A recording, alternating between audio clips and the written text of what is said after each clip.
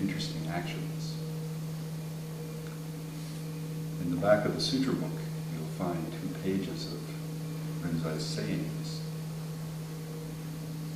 Please take out your sutra books, the 4 new men. The rest can just leave the 4 new men. And then Ray, starting with you, and then we'll go down to John. So Ray, if you'd read the first paragraph on page 42. And read it with conviction. The sayings of Master Rinzai. Those of you who wish to discipline themselves in Buddha's Dharma must seek true understanding. When this understanding is attained, you will not be defiled by birth and death.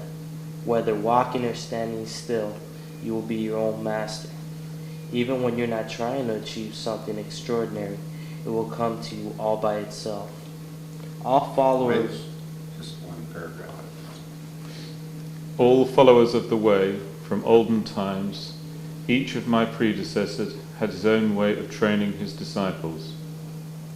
As to my way of leading people, all that they need is not to be deluded by others. Be independent and go your own way whenever you desire. Have no hesitancy.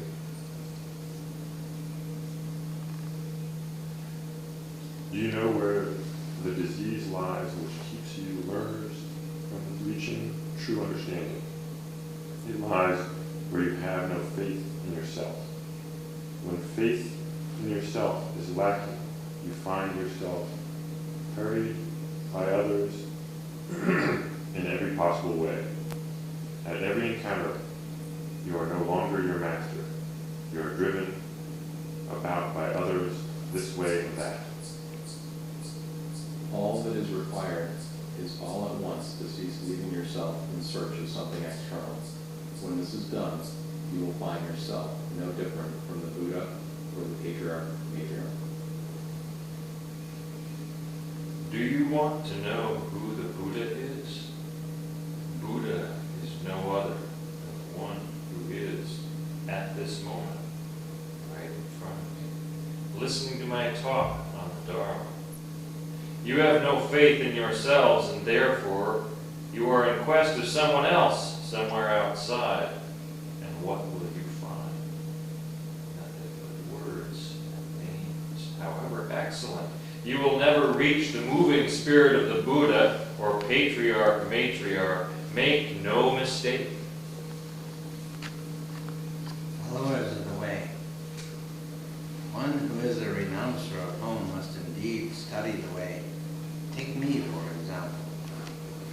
In bygone days, I devoted myself to the Vinaya and precepts, and also delved into sutras, the writings, teachings, and shastras, commentaries on the sutras.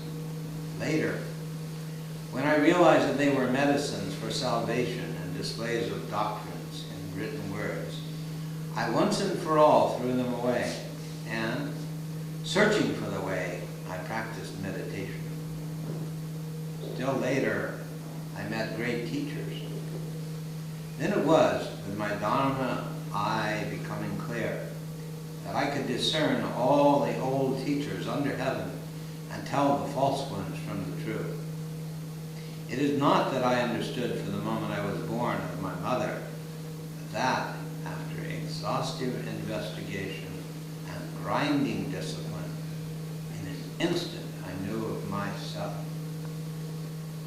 Virtuous monks, don't use your minds mistakenly. The Great Sea does not need dead bodies. but all you do is rush about the world carrying them on your shoulders. You yourselves raise the obstructions that impede your minds. When the sun above has no clouds, the bright heavens shine everywhere. When there is no cataract on the eye, there are no imaginary flowers in the sky. Followers of the way, if you wish to be Dharma as is, just have no doubt. Spread out. It fills the entire Dharma Dhatu. Gathered in, the smallest hair cannot stand upon it. Distinctly and radiantly standing alone, it has never lacked anything. No eye can see it, no ear can hear it. Then by what name can it be called? The man of old said, to speak about a thing is to miss the mark. Just see for yourselves. What is there? I can keep on talking forever. Each of you must strive for yourself. Take care of yourselves. Just see for yourselves what is there. I can keep on talking forever. Each of you must strive for yourself. Take care of yourselves. Oh, Master Rinzai.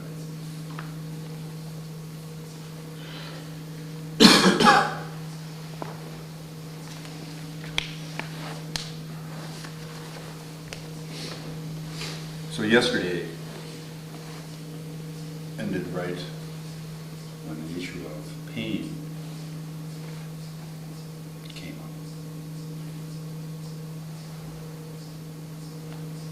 So let me tell you again that sitting meditation is the easiest and most pleasurable thing I have ever done in my life. There's nothing I'd rather do than sit around and watch the light change, or listen to the birds, or listen to those frogs at night. They come out for a symphony for us. Right? There aren't so many yet, but later in this year here, there are about 100,000 of them in that pond. And the windows shake when they get barking. It is not to be missed. So if ever in the summer you're around here, just come up here and sit on the deck. There is no pain in sitting. The pain in sitting is in your mind, your body. It doesn't mind sitting around. So you go, oh yeah, right, well then what is all this about? This is killing me. I have a friend who is a roommate. I opened a Zendo in California, Zen Yoga Center. Taught Ashtanga Yoga, Zen. And his home now is a Zendo. At that time, I couldn't get him to throw the furniture out just yet, so I had to have another center. And he's a retired attorney. Quite rigid, mountain climber, generous, wonderful human being.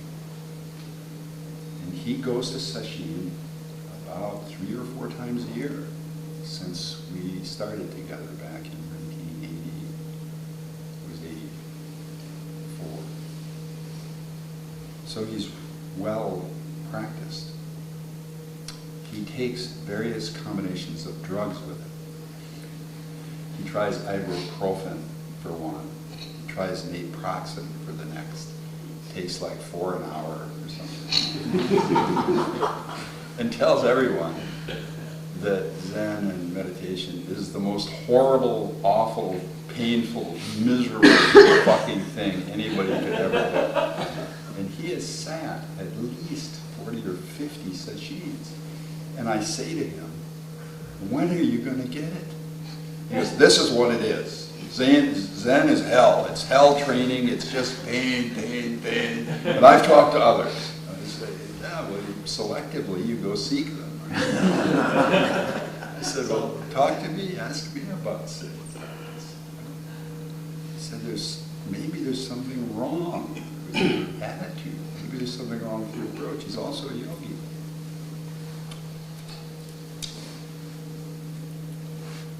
So, about pain. The pain is in your mind. Occasionally, like I have a very bad knee. I've had 3 surgeries, 2 major reconstructions on this knee. And they tell me it'll last a few more years if I'm lucky. I'm past, it was supposed to last 7 years from the last surgery. I'm at 10, I think, now, or something. So I'm about 3 years over, and I think I can get another 50 or 60 years out of this whole thing. It hurts. So there's real pain here. This is not psychological in its origin, except being stupid enough to fall off a mountain. But the pain itself is real because of that knee, the damage, and the arthritic problems that are going on now. So there is real pain. But the pain that's in your back or your neck, this kind of pain, right? That 99.99% of the time is just a pale reflection of the quality of your mind. Struggling, trying to be here, not getting the joke, missing the joke, and struggling instead of giving it up. So if you just give it up, enter into the pain,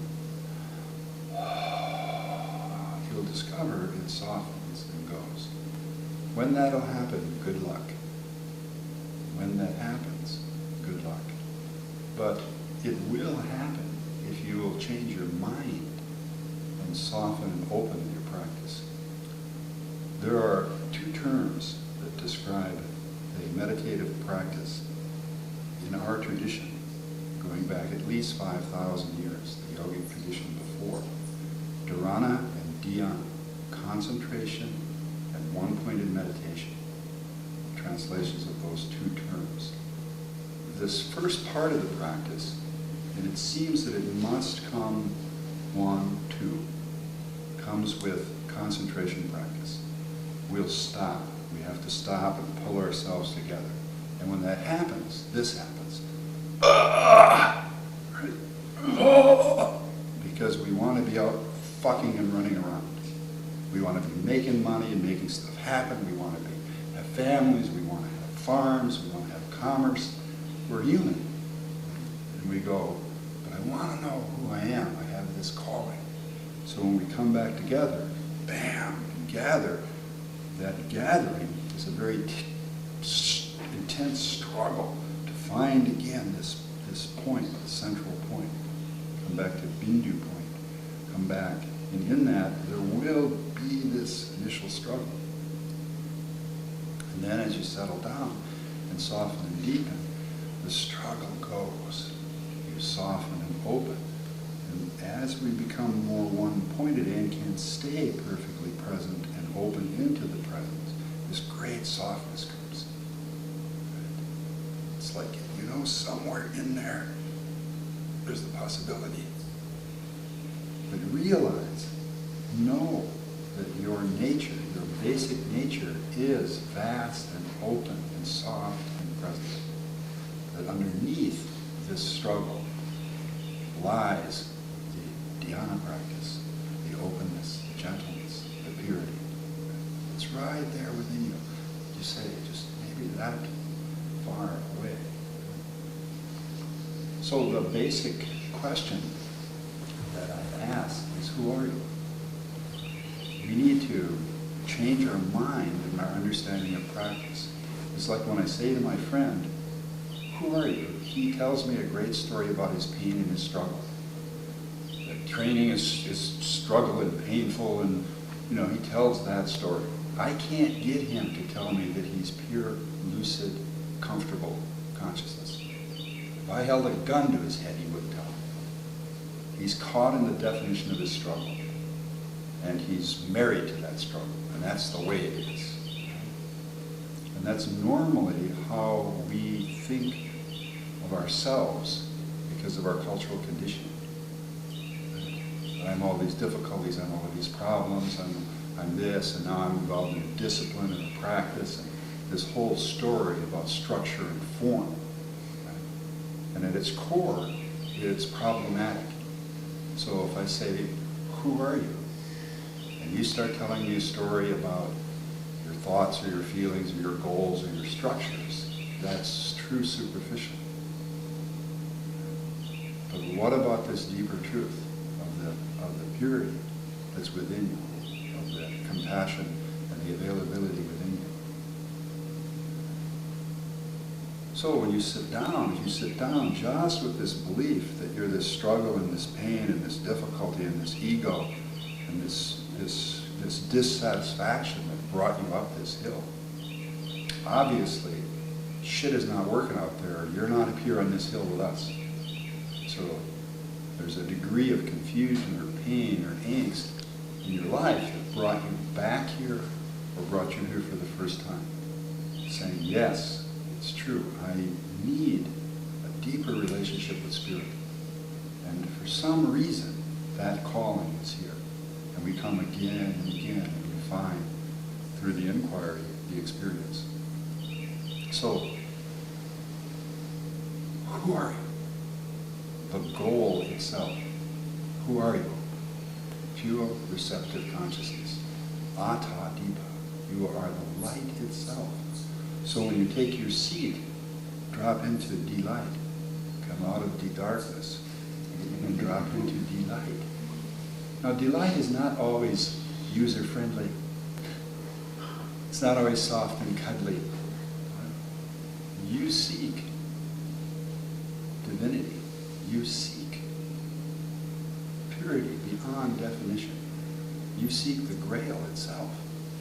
The price for that is your very self. So, of course, it's going to be a little angular. It's going to be a little difficult to surrender and open, to give up. I love Gollum in the ring. Did you see the ring? What was the one? The second last one, I guess. Second one. Wow. Second discussion. My precious. My precious. Yes, there he was. And there we all are, clinging to our egos. And watching him, down in the cave, eating fish, hiding behind boulders. And that one scene where he's back and forth and back and forth. What a perfect description of ego and struggle and ego definition. But you are the light. So when you take your seat with enormous dignity, sit down and take that seat to die. I don't know if you've attended deaths as yet, but they're quite extraordinary. And this is your own volitional death, your ritual suicide, right? But not in a killing way, but in a surrender way. Right? Open to the greater truth. No, not just yet. Not yet. I'll sit here and struggle instead. Well, why don't you give that up? Not yet. Give it up. Not yet. Okay, then suffer. Come back another time. See you at the next retreat.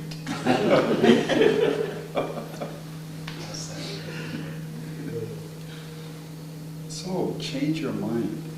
And when you're asked who you are by your wife, your concubine, your children, or your business partner, right? They say, who are you? They ask that 1,000 times a day. And you say, delight. You lean in, right? Or is it instead, barriers, egos, posturing. All they're saying is, who are you? Who are you? So do you say, I am the light, and we got some business to attend to? Right? Or is it just all business, commerce of the day, forgetting this deeper place, this deeper delight, this vastness and compassion and openness at the core? So I say, I love this Zen saying, take your seat, empty your cup. Take your seat, empty your cup. Now tell me about your seat. Vastness, imperturbability, compassion, awareness, sensitivity, creativity. Is that your seat? Yes! Good. Then abide there. So description, definition of your seat. And then sit down and take it. Right? Breath after breath. No struggle, no hesitation, no fear. Pain? We're pain eaters. Come on. That's it. A little kink in my back, a little twitch, a little pain in the knee. Come on in here. There's room in here. This was not disturbed by a little pain. I get a little cranky from time to time when my knee's bugging me, or my neck. Got a nerve impinged in my neck because of bone growth. And that wears on me over time. Superficially speaking, chronic pain is tough. I watched my father suffer from chronic pain. He's an asshole. Always was one.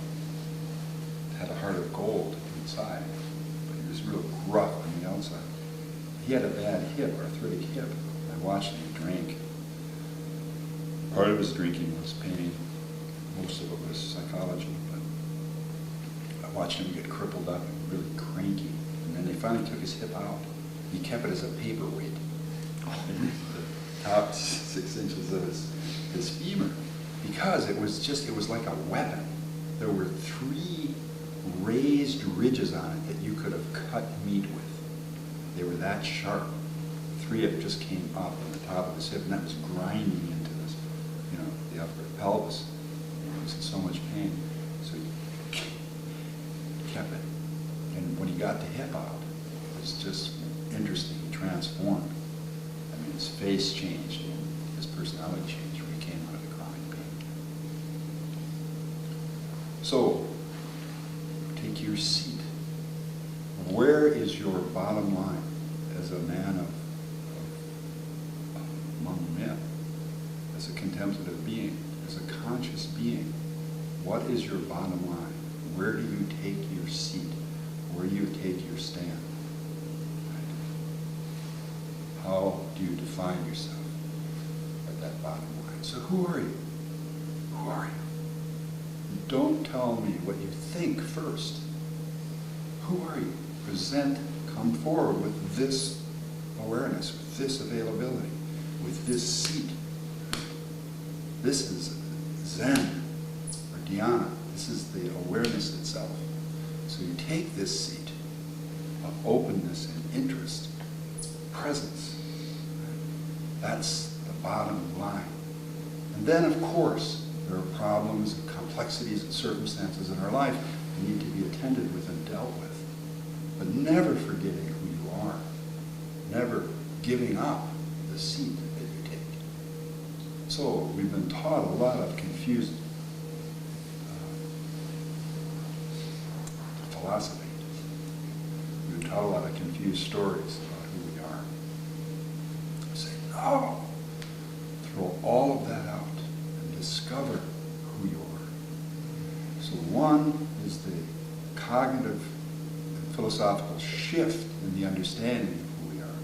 And 2 is it has to be married to the actual experience. Otherwise it's just talk, and it won't hold up when it's under great pressure. You buckle. Ego will reassert itself, right, in a negative and confused manner. So we must have the experience as well.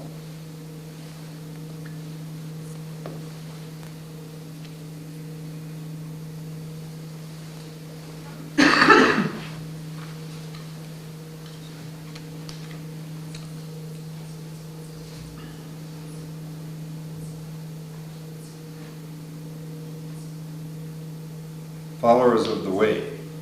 One who is a renouncer of home must indeed study the way. Take me, for example.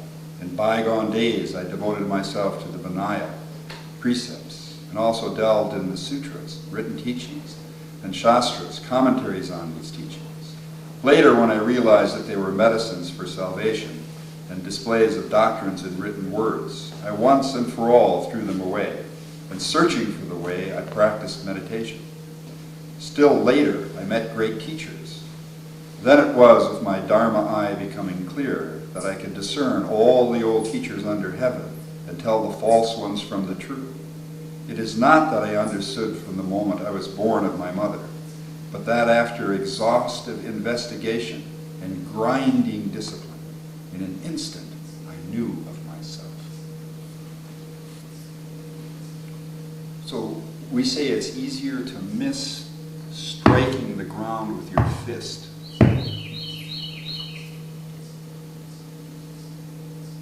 than to miss waking up if you practice. So waking up is easier than this if you practice. So, but your practice must be real practice or true practice, not ego struggling and holding against practice. That will create rigidity and formality. Change your mind and truly practice dhyana. Gather yourself with dharana. Gather yourself, get your seat, right? And then open up. Let the bird song in, right? Look through structure. Look through thoughts. Right? Stay in the purity of the moment. Stay in the purity of the moment. Stay here and stay now.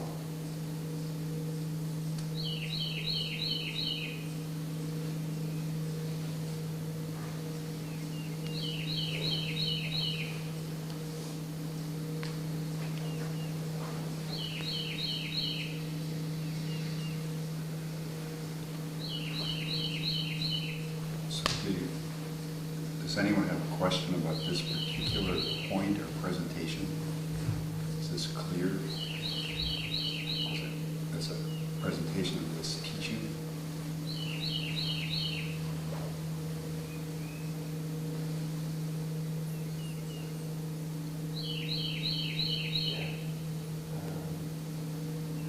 You talk about you come here and struggle. Let the ego struggle. Creates rigidity. What I hear in that is rigidity is to make it even harder. Yeah, you could become like my great friend who's been to 50 sessions and now bites on a stick and takes drugs. There you go. You know, he's built himself a fabulous prison, but he's one of the tightest guys I know. He's one of the most rigid characters. His life is just, you know, you look at his life and you go, whoa. I mean, it's so beautifully organized, and so, but he's not free on the inside. You know, he's rigid and brittle, so he suffers from Zen disease. Looks good, feels bad. Your answer to the other question I had a little bit. So this extends outside of this week.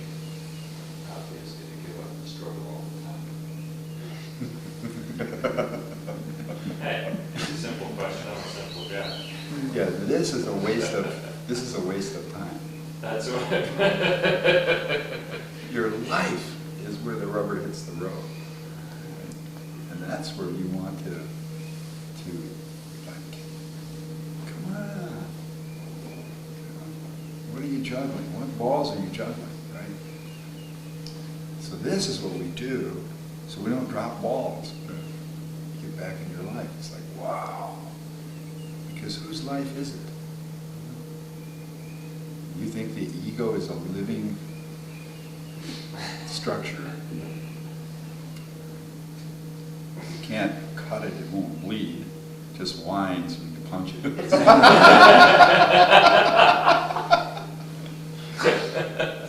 So, although highly opinionated, it's just a temporary character, wholly conditioned.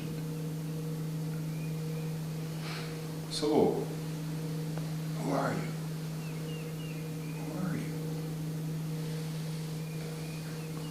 this no is to every conceivable answer to that.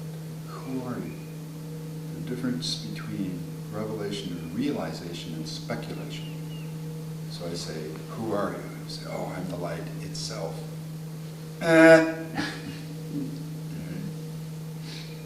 Where's the light? Where is the light? Who are you? Better to say, I'm the light itself, than to say, I'm this confused ego. You know, better to say, at least to align yourself with the language correctly. Right? But then the step beyond that is being that consciousness itself, where ego arises, where ego disappears. Where ego arises and ego disappears. To be the awareness itself. So that's the simple answer to the koan. Who are you? Present the consciousness. But you must be connected and be the consciousness when you present it. Then any answer works. So the shift is coming out of the contraction of the insistence of ego as being real. And this is our curse in Western culture, is the theistic definition and interpretation of soul and personality of being identical. And the personality is real as opposed to a temporary, ever-changing figment. So what we do is we then deify that, and it becomes a rigid structure that we can't effectively change because the language that we're using doesn't allow it. We just keep rearranging it. We can't see through it because the belief establishes it as an entity, and then we're stuck with it. So the shift in who are you, a description of that consciousness, is one formula for a transformation of it. But it must have, in this school, the realization of experience of the consciousness at its core. One thing that makes this school of thought a little bit different is that we insist that you have the awakening experience and not just get your language correct and live as if. That would be the main difference between the more passive Zen schools, such as the Soto school, and our style. Our style is wake up and demonstrate that you're awake, as opposed to just practicing, just doing your meditation practice and living a pretty decent life. Right? We say, you must get the joke, and you must get it today.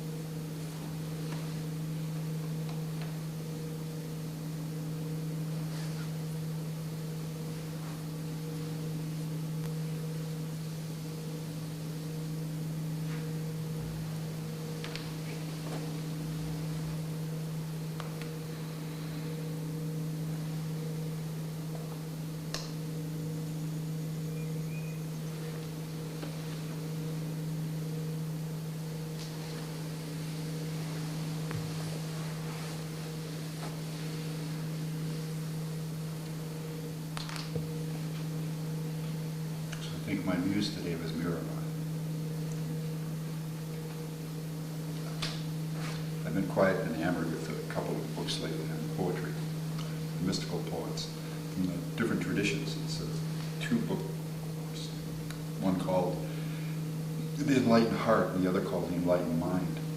And Stephen Mitchell, edited by Stephen Mitchell, and they're anthologies across time and across the cultures. And there was a 16th century Hindu saint. She's quite popular yet in India. Her name is Mirabai. And know about the Indian tradition of sati.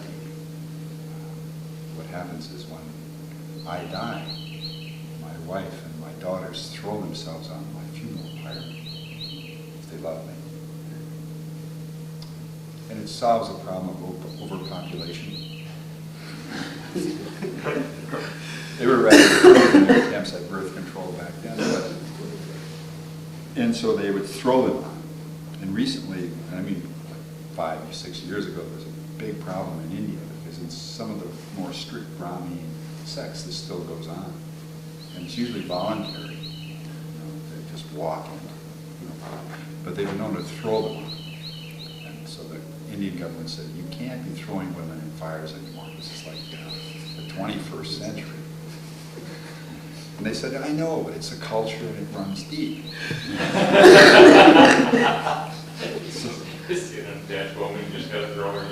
So what happened was in arranged marriages where money is always great. So if you were very wealthy and an old guy and your wife died or something, you could get a new wife and someone would send you a beautiful young woman. So Mirabai was married to an older fellow and he died and she was supposed to go jump in the fire. She said, I don't think so. She said, I'll become a sadhu. Because they said, well, you have to jump in the fire because there's no place for you. Right? It's traditional. She said, there's a place for me. I'll become a sadhu. Well, the sadhus and the holy men in India, many of the sects don't have to wear clothes. They just go buck-ass naked. They just wear a string around their neck and a forehead streak. And that's it. It's traditional for older men to do that when they leave their families and go behind. They'll pass their business to their son. They become these naked, wandering holy men. She said, that sounds good to me. So she's like 18 years old, strips buck-ass naked, goes wandering around India being a sadhu. And they keep going to her, look, you've got to put some clothes on. You've got to stop this.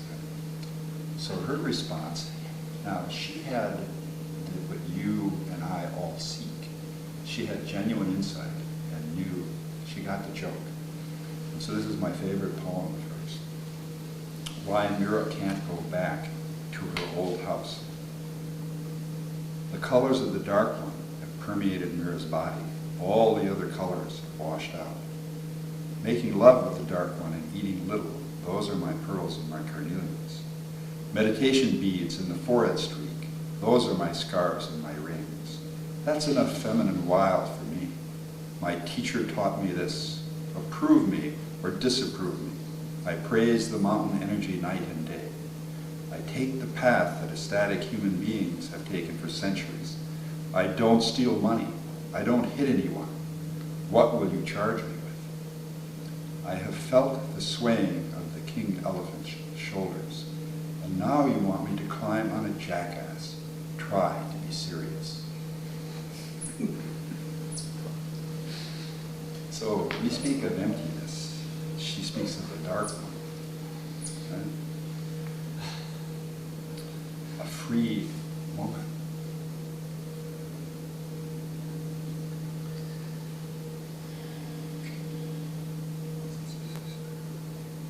Making love with the dark one and eating little.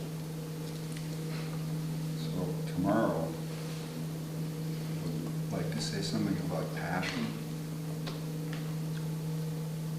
Like she does, making love with the dark one. What is your relationship with your quest? What is your relationship with the purity or truth within you? Like I ask, what are you willing to die for? What? So there's also an unreasonable passion that comes with this practice. And when you marry the inquiry and the formal discipline to the unreasonable passion, that combination is just like a diamond drill. It doesn't have to take 20 or 30 years. It usually does, but it doesn't have to. So, breath after breath, Take your seat now. Regally, take your seat. Right? Settle into it. Pain, come on in. Right? Breath after breath, just consume everything. Right? Don't miss a single breath. Don't entertain anything that comes to take you away. Thoughts or feelings to pull you away.